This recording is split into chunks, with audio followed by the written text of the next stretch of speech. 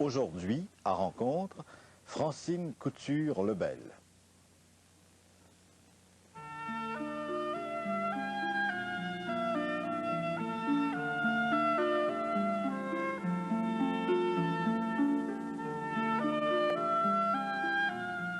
Francine Couture-Lebel, j'ai lu il y a quelque temps et j'ai relu pour la circonstance votre ouvrage « Gérer, boire à la lumière ».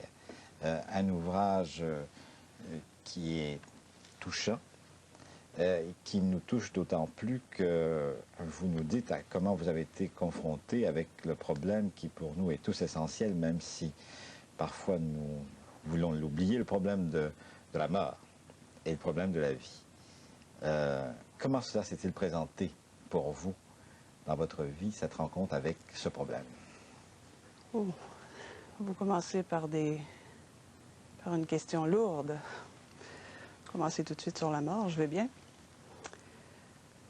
Eh bien, j'avais 37 ans, comme c'est écrit dans le livre, et bon, comme ça, du jour au lendemain, on vous annonce que vous avez un cancer. Alors, c'est la longue route qui commence, des traitements, chirurgie, etc., etc. Et c'est c'est brutal. Et à travers tout ça, pour moi, dès le début, je le décris bien d'ailleurs, dès le début, il y a une sorte d'intuition que je dois écrire parce qu'il y a un sens profond aux événements de ma vie tels qu'ils se présentent. Je crois d'ailleurs très profondément à ceci,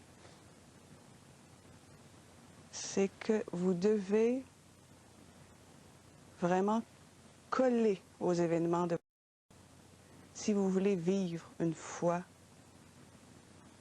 concrète, je dirais, une foi vécue dans le quotidien. Il faut vraiment partir des faits de votre vie tels qu'ils se présentent. Vous avez 37 ans, Francine Couture-Lebel. Oui, au moment où commence le récit. Et à ce moment-là, quand même, vous avez une certaine expérience de la vie. Et, entre autres, on apprend dans votre ouvrage que vous appartenez à un certain milieu intellectuel. Vous êtes écrivain. Vous êtes à ce moment-là, vous êtes en train d'écrire une pièce de théâtre, n'est-ce pas? Enfin, un texte pour un comédien. Donc, vous appartenez à un certain milieu qui est habitué à réfléchir. C'est-à-dire, par mes origines, non. J'appartiens à un milieu très modeste, par mes origines même, là. Et je suis, dans ma famille, disons, la seule, là, la seule intellectuelle de la famille. Oui, j'écris au moment où tout ça commence, là. Et bien sûr, l'idée d'écrire n'est pas étrangère au fait que j'écrivais déjà. Mais pour moi, c'était plus fondamental. C'était une question qui m'obsédait d'en trouver le sens à cet événement. Bon, avant que l'événement commence, je suis incroyante, pour dire les choses simplement. Vous êtes incroyante, mais quand même, vous vivez dans un milieu que je qualifierais un milieu préoccupé de spirituel. Vous êtes, bien que vous n'êtes pas croyante, vous, par exemple, vous êtes curieuse de certains phénomènes de parapsychologie, enfin, par exemple, dans votre entourage, on parle de communication avec les morts, etc. Vous êtes une incroyante. Tout ça vient au moment où commencent les événements, et non pas avant. Et non pas avant. Et non pas avant. Je crois qu'avant, je suis un être plutôt purement rationnel. Et c'est au moment où les événements commencent que les choses s'enchaînent et que je découvre, petit à petit, un autre monde. Bon, je vais passer par la parapsychologie, par des choses comme ça, que je vais laisser progressivement. Mais, bon, c'est un chemin, c'est un cheminement à travers le livre. C'est un cheminement de foi qui est très lent, qui est très long, qui s'étale sur 3 ans. Ça ne s'est pas fait seul. Ça a été douloureux. Il y a beaucoup aussi d'erreurs que je n'ai pas craint d'écrire, telles quelles. Beaucoup d'embardés, comme je dis. Alors voilà, c'est un peu ça, c'est un cheminement spirituel. C'est aussi, je crois, j'ai voulu enfin que ce soit organisé dans un récit qui puisse intéresser le lecteur. Ça a été très important, le travail littéraire qui a été fait là-dessus. Parce que je crois que présenter un cri de souffrance humaine comme ça, sans une écriture qui le soutienne ou sans une structure qui le soutienne, ça n'aurait pas été lisible.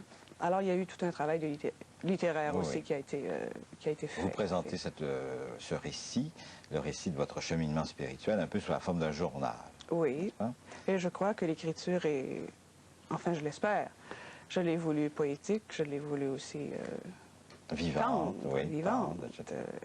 Et on me suit à travers le quotidien, à travers... ce ne sont pas de grandes choses, mais je crois que oui, l'écriture a beaucoup de tendresse. Et pour moi, c'était très important.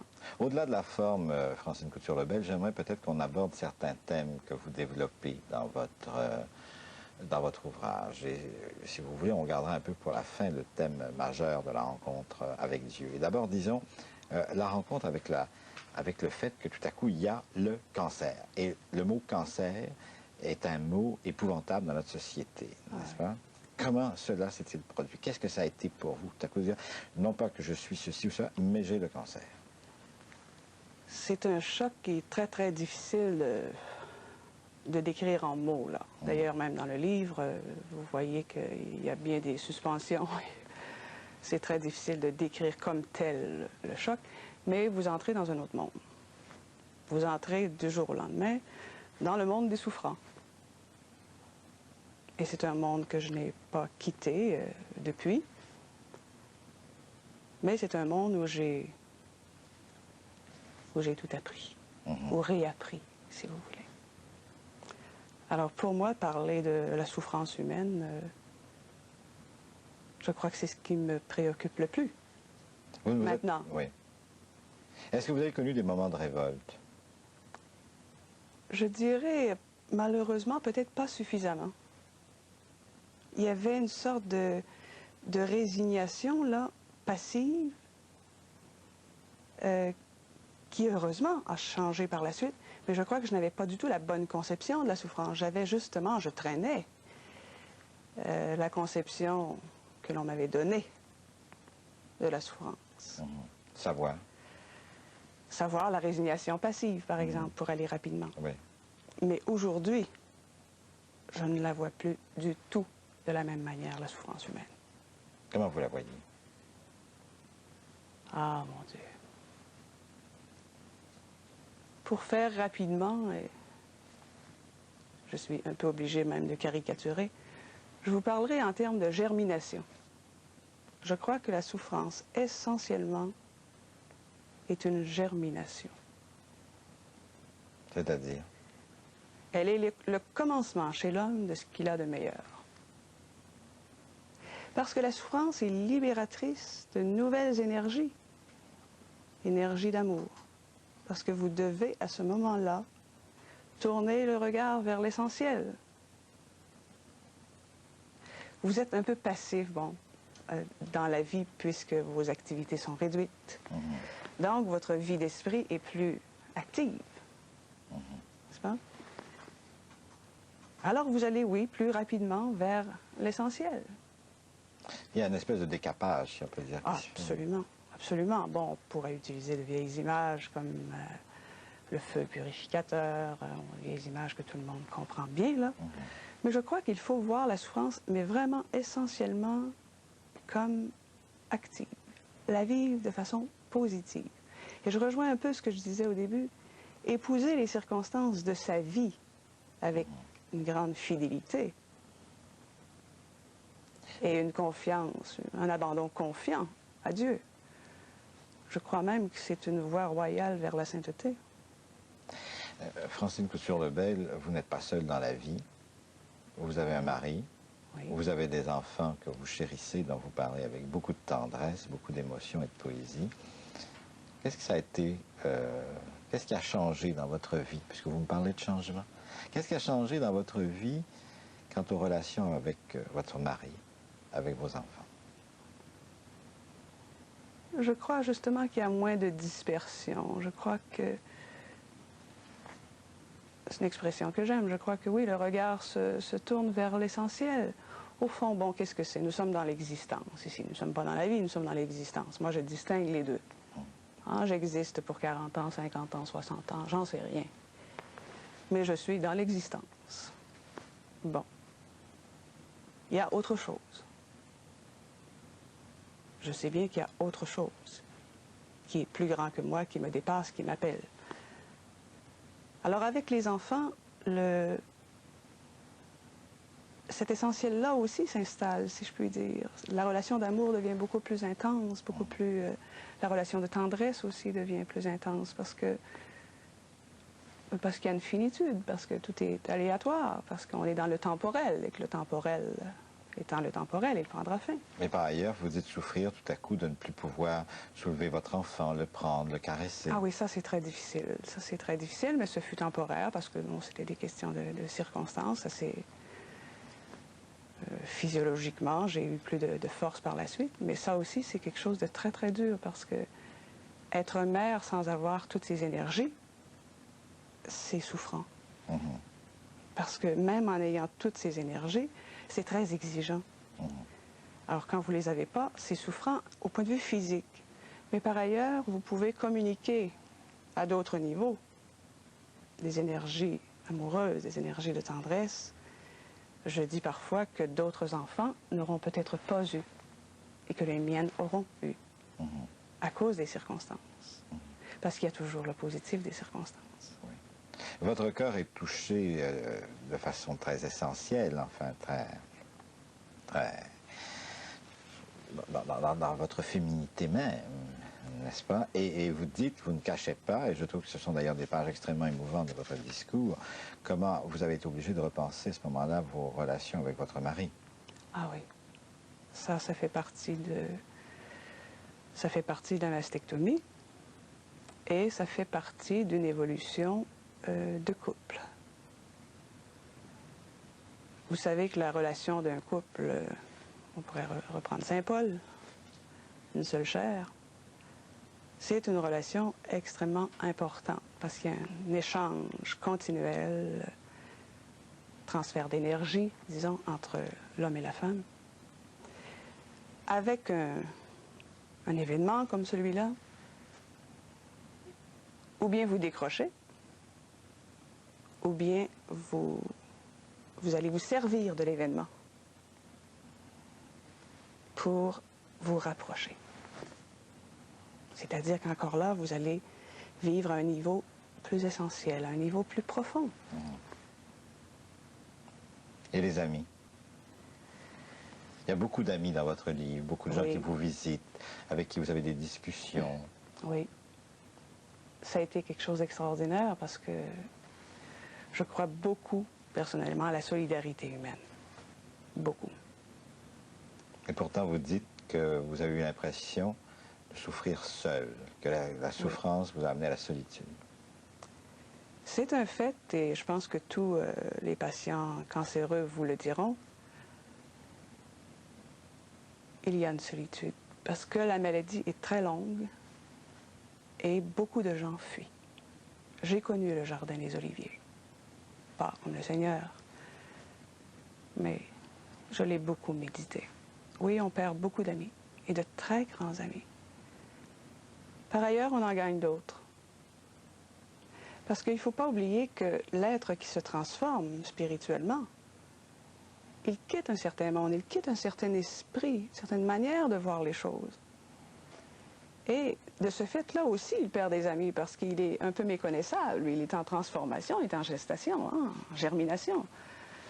Alors, certaines gens s'éloignent aussi pour ça, ou simplement parce qu'ils ont peur. Tout ça sont des choses profondément humaines. Je n'en garde aucun regret ou aucune amertume. Mais c'est un fait qu'on vit ces choses-là, oui. Francine Couture-Lebel, dans votre ouvrage, vous passez beaucoup de temps à l'hôpital. Oui. Vous n'avez pas l'air d'aimer tellement ça, de toute façon. Non, ce n'est pas un monde que j'affectionne. Il y a eu, par exemple, donc, toute une évolution de votre conception de la médecine, des soins et de la prise en charge de votre corps. Oui. Est-ce que vous pourriez nous en parler? Oh oui, ça c'est très très important. Vous savez, la médecine telle qu'elle est pratiquée maintenant, oh mon Dieu, je pourrais vous dire tant de choses sur ça. C'est une médecine qui est de technique, essentiellement. Entre vous et le médecin ou entre vous et la technicienne, il y a toujours une machine. Un monstre de métal qui est là, froid. Le monde des hôpitaux est le monde de la douleur. Alors, c'est un monde très dur. Il y a à l'intérieur des hôpitaux des gens remarquables. Il y a des personnes de cœur extraordinaires. Par exemple, mon médecin, dont je parle souvent. Ouais. Mais toutes ces bonnes énergies d'amour, là, on a l'impression qu'elles sont atomisées. Ou masqués par des appareils. Ou masquées par des appareils. Et des techniques. Il y a vraiment un aspect humain, là. Et je crois qu'il manque aussi à la formation des médecins eux-mêmes. Je crois qu'il y a peu de médecins, il y en a, mais je crois qu'il y en a encore beaucoup, qui n'ont pas réfléchi sur le sens de la relation humaine. Or, quand vous êtes en situation de maladie, c'est la chose la plus fondamentale pour vous, la relation humaine. Qu'est-ce que c'est une relation humaine? C'est essentiellement, et c'est très important, c'est un échange constant, comme nous le faisons maintenant, de ce que nous avons de meilleur, comme de ce que nous avons de pire. C'est-à-dire que nous échangeons nos courants de vie profonds, n'est-ce pas, continuellement. C'est ce qui fait le sens de la solidarité humaine. C'est ce qui fait, par exemple, la merveilleuse notion de corps mystique du Christ. Nous sommes infiniment solidaires. Alors, imaginez le malade dans un hôpital, le besoin de solidarité qu'il a à ce moment-là. Mais il ne l'a pas nécessairement humainement, parce que c'est un monde de douleur qui est devenu, oui, j'ose le dire, inhumain, dans beaucoup de cas. Je ne pointe pas des individus en disant ça, je ne fais pas d'accusation. Vous faites une analyse générale. Générale, oui, que il faut être en très bonne santé pour fréquenter les hôpitaux. Vous avez de l'humour. J'aime beaucoup l'humour. J'en parle souvent, d'ailleurs, dans le livre. Mais c'est pas tout d'en parler. Il faut le vivre comme vous le faites. Oui, c'est très important, parce que vous savez que c'est une réalité physiologique importante, le rire. Ça détend tout l'organisme. Il y a une boutade dans le livre, j'imagine, vous l'avez peut-être relevé. Je dis, ne prenez pas la vie si au sérieux. Finalement, personne n'en sortira vivant. Et il y a une autre chose qui est très belle. Vous savez que pour faire la tête, il faut 36 muscles en action. Et pour sourire, il en faut seulement 13. Alors, on est bien bête de faire la dépense additionnelle d'énergie pour embêter les autres de surcroît. Ça, c'est mon humour. Non, c'est très important, l'humour avec le malade. Mais évidemment, vous ne trouverez pas souvent des situations d'humour dans les hôpitaux. Et je crois aussi qu'il faut penser... Donc, c'est une attitude que vous avez développée. Oui. Qui avait déjà des antécédents ou bien qui s'est... Je suis une femme d'humour, je crois, mais je l'ai aussi développée. Oui, je me suis rendu compte, justement, dans ce transfert de relations, dans ce transfert d'énergie dont je vous parlais, c'est que si moi, je souriais ou si j'avais l'air assez bien, maquillée, ou l'autre me renvoyait la même image. Souvent, des gens que je n'avais pas vus depuis 2-3 ans me disaient, ils apprenaient que j'étais malade. Tout à coup, ils ne l'avaient jamais su. Malade? Mais c'est impossible. Elle n'a jamais eu l'air malade. C'était une stratégie, comme je disais dans le livre. Et je pense que c'est très important que le malade joue cette stratégie. Et à ce moment-là, donc, vous avez l'impression de solliciter un peu l'énergie des autres. Oui. En même temps que vous leur... Dans votre ouvrage, j'ai retrouvé à 5 endroits un passage où finalement vous dites donc que la vie a un sens. Et c'est ce qu'on disait au début, n'est-ce pas? Et pour vous, donc, il y a cette découverte à travers la maladie, à travers cette expérience des relations avec les autres qui se transforment, de la douleur, de la prise en charge de votre corps jusque dans cette musculature du sourire. Et donc, cette chose, il y a cette expérience de la découverte d'un sens de la vie, d'un sens qui débouche sur Dieu. Mais ça ne se fait pas tout à coup. Vous me dites, à un moment donné, dans l'ouvrage, vous dites, je me suis mis à prier, ça faisait 21 ans que ça m'était arrivé. C'est ça. Oui, il y a une période de 25 ans où je suis à peu près absente aux réalités spirituelles. À peu près absente. Non pas que je n'ai plus la foi, parce qu'on a reçu la foi au baptême, mais par conséquent, on ne peut pas s'enlever ce don qui nous a été fait. Mais c'est certain que je ne l'ai pas cultivé. Hein? Alors quand je me retrouve en situation de maladie, la foi n'a pas beaucoup de vigueur. Et je devrais, malheureusement pour moi, faire mon cheminement en situation de souffrance, ce que les gens devraient faire en situation de santé. C'est un bon message. J'ai dû le faire en situation de souffrance, donc c'est plus difficile. Parce qu'à ce moment-là, vous savez bien, croire à Dieu quand tout va bien, c'est relativement facile. Peut-être que c'est plus facile. Et même là. Oui, et peut-être que c'est plus facile quand, justement, on est en situation de souffrance, parce qu'on vous dira, à ce moment-là, Dieu devient une béquille. Oh non. Dieu béquille, là, non. Dieu force, Dieu vie, Dieu béquille, non. J'ai perdu un peu le fil de ce que je voulais vous dire. Donc, vous disiez que vous avez rencontré Dieu après avoir... vous avez reçu la foi au baptême, mais que pendant 20 quelques années, donc, les choses sont en veilleuse et que vous avez redécouvert Dieu dans le cours de la souffrance et que c'est peut-être... Il serait peut-être préférable de le retrouver dans le cours de en état de santé. En état en santé. Qu'est-ce que c'est la foi? Bon, on pourrait peut-être poser cette question là aussi crûment que ça. Qu'est-ce que c'est la foi pour moi? Je crois que c'est une... Là aussi, je vais définir très simplement. Je crois que c'est une force vitale. N'oubliez pas, le royaume de Dieu est en vous. Mon Père et moi ferons notre demeure en vous. Par conséquent, vous devez avoir en vous une force. Et c'est ça la foi. C'est retrouver cette force vitale qui fait que votre esprit est uni à l'esprit et que vous, vous êtes temple de Dieu. Et qu'en situation de souffrance, mais Dieu est présent, omniprésent. Ça me rappelle une belle histoire d'un dialogue d'une personne qui souffre beaucoup et qui dit à l'autre, « Quand j'ai traversé le désert, il me semblait que j'étais seule, Dieu était absent. Je ne sentais pas qu'il était là.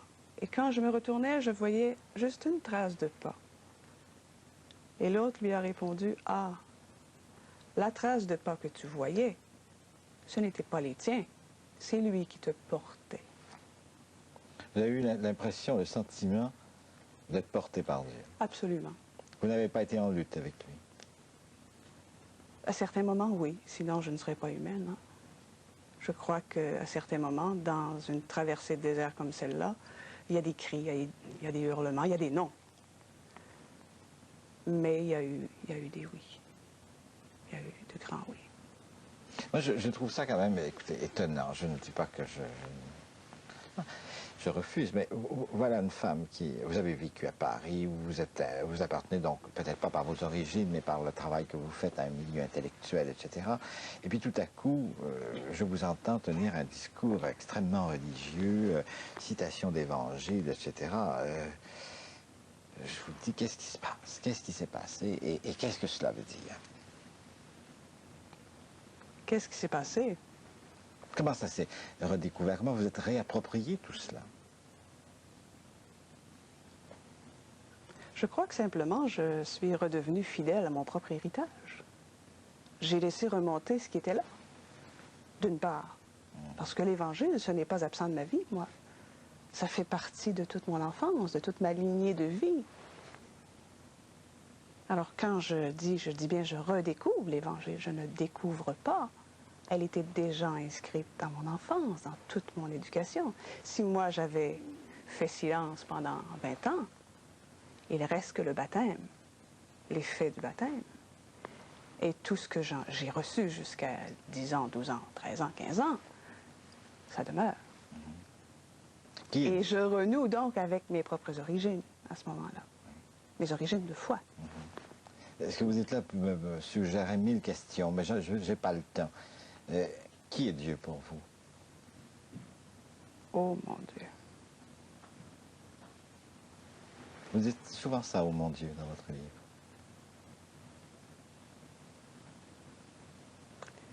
C'est le sans-nom, c'est le tout. c'est aussi le mystère. Je crois que je ne peux pas vous définir qui est Dieu. C'est une pulsion intérieure qui vous mène vers. Mais qui est-il, lui, Dieu? Bon, d'ailleurs, c'est un des problèmes du livre. Vous voyez, pendant 1 an ou 2, je cherche Dieu. Dieu étant mystère, je m'incline, finalement, devant le mystère. Mais entre-temps, je croise le Christ. Ah! C'est lui qui vous amène à Dieu. Ah, mais oui. Ah, mais oui. C'est la redécouverte de l'Évangile, de sa parole. C'est le Christ et l'Évangile, essentiellement, qui vont ramener mon chemin de foi vers Dieu. Parce que je crois que j'allais un peu... À tâtons. Oui, oui, beaucoup à tâtons. Et j'ai fait beaucoup d'erreurs. Oui, ah oui, absolument. Mais dès l'instant, ça se passe en 84, où je redécouvre le Christ, où je redécouvre l'Évangile, où je renoue, encore une fois, avec mes origines, parce que c'est très important, vous ne pouvez pas vivre hors origine. Ce qui fait, par exemple, problème pour les nombreuses spiritualités que vous voyez maintenant, ça devient... il y a beaucoup d'importations, de concepts qui ne font pas du tout partie de notre métaphysique à nous. On n'est pas tissé de ça. Même si on me parle de Bouddha ou de Krishna, moi, je n'ai rien de ça dans ma lignée de vie. Ma vie n'a rien enregistré de ça, moi. Alors, j'importe, ça me donne quoi? Je ne peux pas vivre hors ma lignée de vie.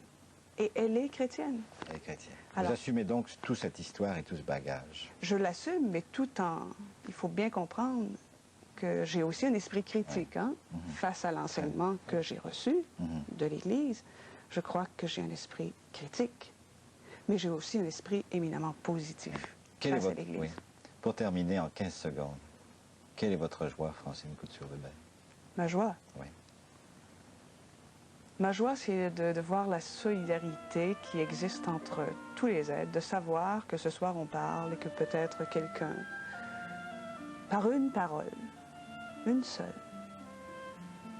redécouvrira l'essentiel de sa vie. Ça, c'est une joie extraordinaire. Francine Couture-Lebel, merci. C'est moi qui vous remercie.